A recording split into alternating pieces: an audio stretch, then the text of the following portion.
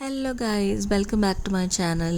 അപ്പോൾ ഇന്ന് ഞാനിവിടെ കുറച്ച് നമ്മുടെ 2 ആഴ്ചത്തെ വിശേഷങ്ങളും കാര്യങ്ങളൊക്കെ പറയാനാണ് കേട്ടോ വന്നത്.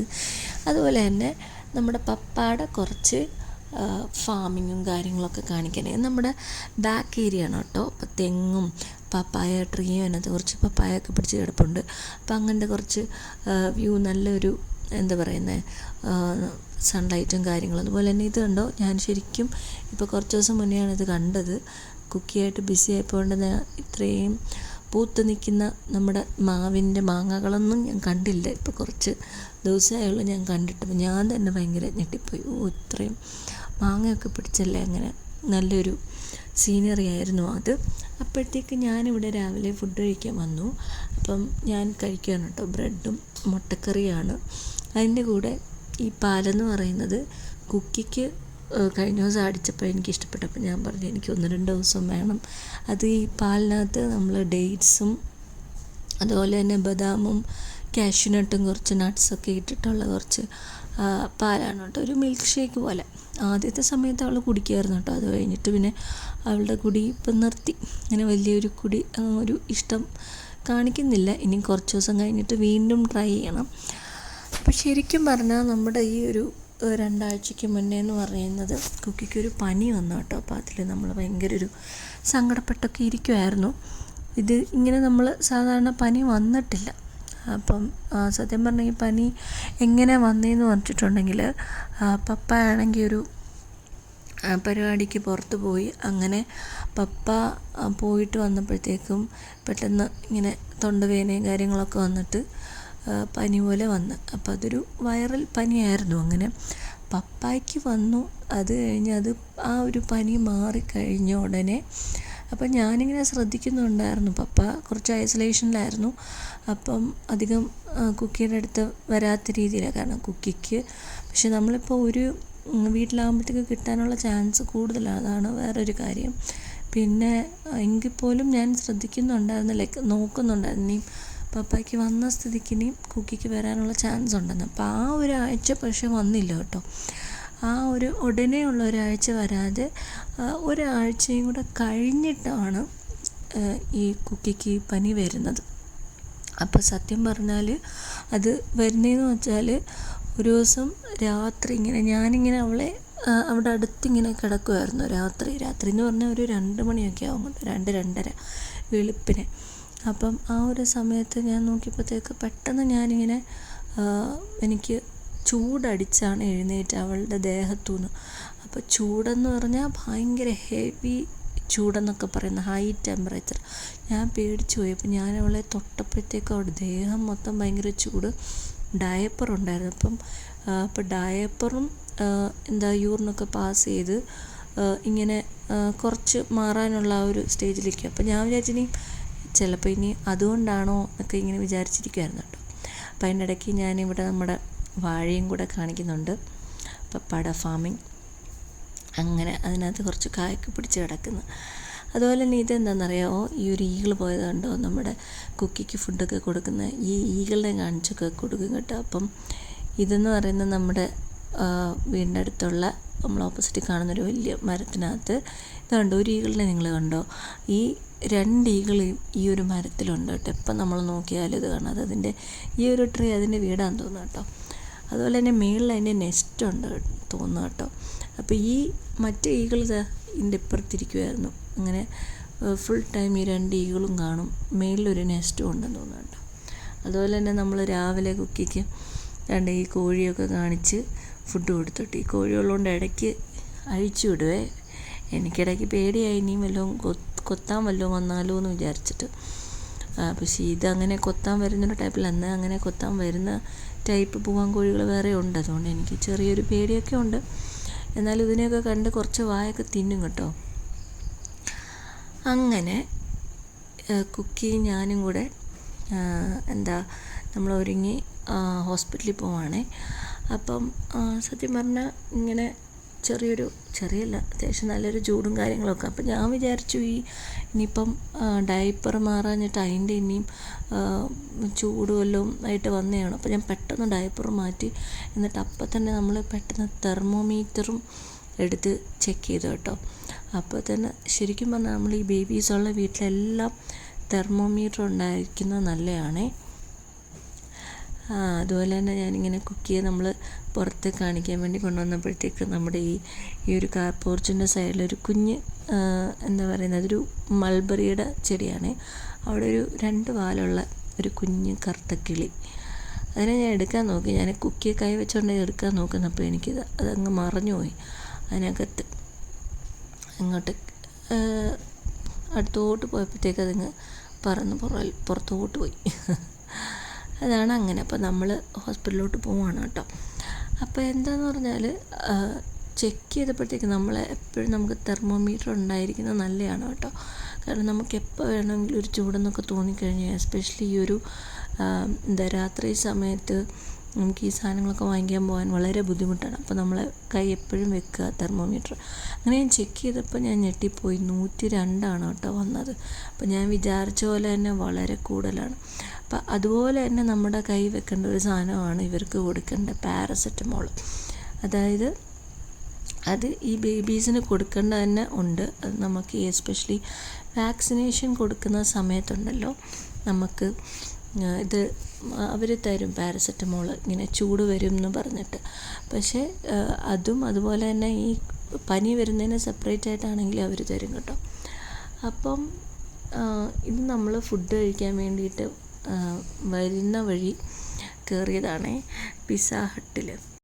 അപ്പോൾ ശരിക്കും പറഞ്ഞാൽ നമ്മൾ നോർമലി കുഞ്ഞിൻ്റെ വാക്സിനേഷനൊക്കെ എടുക്കുമ്പോൾ അവർ പറയുമല്ലോ നമുക്ക് ഇവർക്ക് പനി വരാനുള്ള ചാൻസ് ഉണ്ട്. പക്ഷേ ഇത്രയും വാക്സിനേഷനൊക്കെ എടുത്തിട്ട് പോലും ഇവർക്ക് ഇത്രയും ചൂടും കാര്യങ്ങളൊന്നും ഇങ്ങനെ വന്നിട്ടില്ല കേട്ടോ. അങ്ങനെ ഒരു പനിയായിട്ട് അങ്ങനെ വലിയ രീതിയിൽ വന്നിട്ടുമില്ല. നമ്മൾ ആ ഒരു സമയത്താണെങ്കിലും തെർമോമീറ്റർ വെച്ച് എപ്പോഴും നോക്കിക്കൊണ്ടിരിക്കും. പക്ഷേ അങ്ങനെയൊന്നും അത്ര കൂടിയിട്ടൊന്നും വന്നിട്ടില്ല. ചിലപ്പോൾ ആ ഒരു സമയത്ത് ഒരു 3-4 മണിക്കൂർ കഴിഞ്ഞിട്ടങ്ങ് ടെമ്പറേച്ചർ നോർമലായിട്ട് വരും. പക്ഷേങ്കിൽ ഈ ഒരു സമയത്ത് അന്ന് അവൾക്കിങ്ങനെ കൂടി വന്നതിന് ശേഷം നമ്മൾ പെട്ടെന്ന് ഇപ്പം പാരസെറ്റമോൾ നമ്മുടെ കയ്യിലുണ്ടായിരുന്നു, അപ്പോൾ അത് കൊടുത്തു. അപ്പോൾ വന്നു കഴിഞ്ഞിട്ട് ഇവളിങ്ങനെ കണ്ടോ ഭയങ്കര ക്ഷീണിച്ചിട്ടൊക്കെ ഇങ്ങനെ കിടക്കുമായിരുന്നു. അപ്പം നമ്മൾ ഓൾറെഡി ഹോസ്പിറ്റലിൽ നിന്നൊക്കെ വന്നു കഴിഞ്ഞിട്ട് നമ്മളെപ്പോഴും കുളിക്കും. അപ്പം ഞാനും കുളിച്ചിട്ട് വന്നതാണ്. അപ്പം ഞാനും കുളിക്കാൻ പോയാലും അവൾക്ക് ഭയങ്കര കരച്ചിലും കാര്യങ്ങളൊക്കെ ആണിപ്പം. അപ്പം എന്നെ കാണുന്നത് വരെ ചെറിയൊരു നിർബന്ധമൊക്കെയാണ്. അപ്പം അങ്ങനെയാണ്. അന്നേരം അപ്പം നമ്മളവിടെ ഫസ്റ്റ് പാരസെറ്റമോളൊക്കെ കൊടുത്തു കേട്ടോ. കൊടുത്തെങ്കിലും അങ്ങനെ ഒരു ദിവസം നമ്മൾ ചെക്ക് ചെയ്തു. അപ്പം നമുക്ക് ഈ പാരസെറ്റമോൾ ആണെങ്കിൽ പോലും നമുക്കൊരു 5 to 6 hours ഗ്യാപ്പിലേ നമുക്ക് കൊടുക്കാൻ പറ്റത്തുള്ളൂ. നമുക്ക് എപ്പോഴും ഇതൊരു അരമണിക്കൂർ 1 മണിക്കൂർ ഗ്യാപ്പിൽ ഇത് കൊടുക്കാൻ പറ്റത്തില്ല. അതുപോലെ തന്നെ നമ്മളിങ്ങനെ ആ ഒരു ഗ്യാപ്പിൽ നമ്മൾ ഇവരെ തുടച്ചെടുത്തുകൊണ്ടേയിരിക്കണം. അപ്പോൾ ആ ഒരു ദിവസം ഞാൻ ഉറങ്ങിയില്ല. അപ്പോൾ അത് കഴിഞ്ഞിട്ട് ഇങ്ങനെ നമ്മൾ നോക്കിയെങ്കിലും ഇത് കുറയുന്നില്ല ശരിക്കും. ഇപ്പോൾ ഈ ഒരു വൈറൽ ഫീവർ ആണെങ്കിൽ തന്നെ അത് ടൈം എടുത്തിട്ടേ കുറയും. പപ്പാടെ ആണെങ്കിൽ ഒരു 1 വീക്കൊക്കെ കഴിഞ്ഞിട്ടാണ് കുറഞ്ഞത്. പക്ഷേ എന്നാൽ പോലും നമുക്ക് ഡോക്ടറിനെ കാണാതെ നമുക്കൊരു ഒരു പേടിയായിരുന്നു.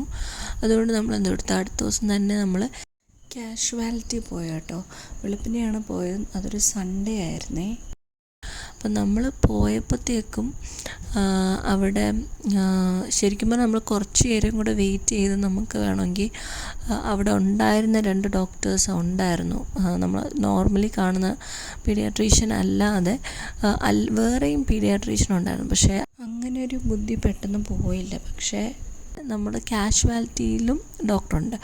അപ്പം അത് നമ്മൾ വിളിച്ച് ചോദിച്ചിട്ടാണ് പോയത്. പീഡിയാട്രീഷ്യന് ഉണ്ട് ഓൺ ഡ്യൂട്ടി.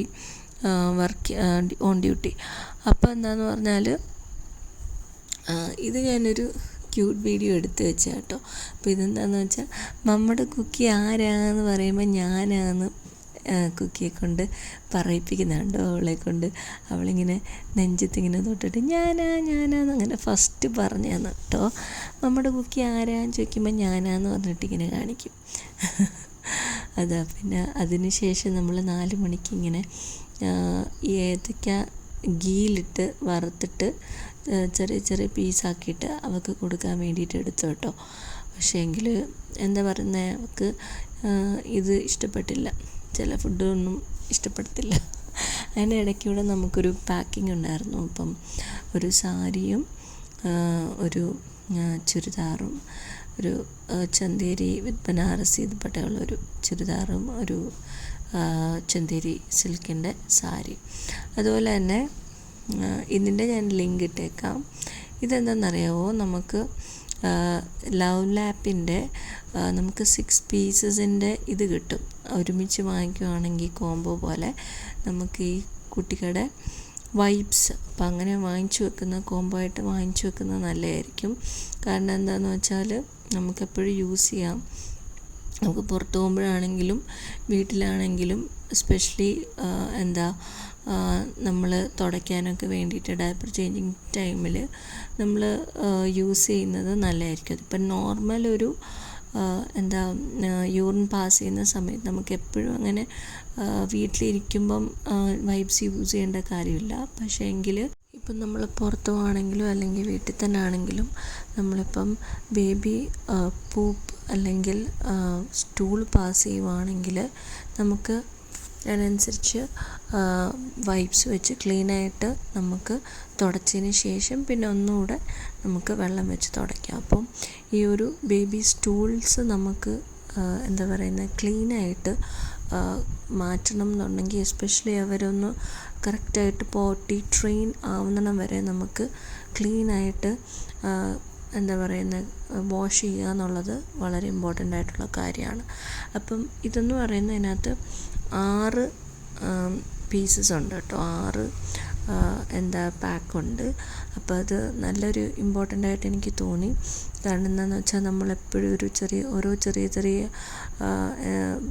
പാക്സും കാര്യങ്ങളും ബോക്സസും വാങ്ങിക്കുന്നതിന് പകരം നമ്മൾ ഒരുമിച്ച് വാങ്ങിക്കുകയാണെങ്കിൽ അതിനനുസരിച്ച് നമുക്ക് ഓഫർ കിട്ടും.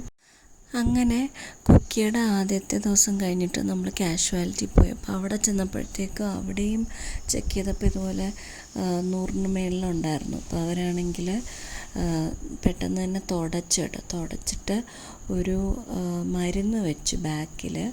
അപ്പോൾ അതിൻ്റെ പേരെന്തായിരുന്നു, പാരസെറ്റമോളിൻ്റെ സപ്പോസിറ്ററി വെച്ച് കേട്ടോ.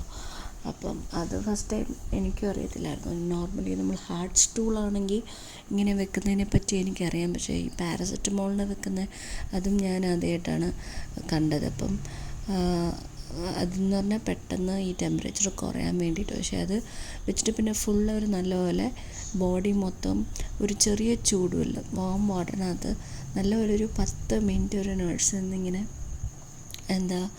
തുടച്ച് കേട്ടോ, നല്ലപോലെ ബോഡി മൊത്തം തുടച്ച്. നമ്മൾ ഓൾറെഡി ഒരു ടവൽ കൊണ്ടുപോയിട്ടുണ്ടായിരുന്നു. അപ്പോൾ ആ ടവലുണ്ടോ എന്ന് ചോദിച്ചപ്പം നമ്മൾ കൊടുത്തു. അപ്പോൾ അങ്ങനെ അത് വെച്ച് നല്ലപോലെ തുടച്ചു.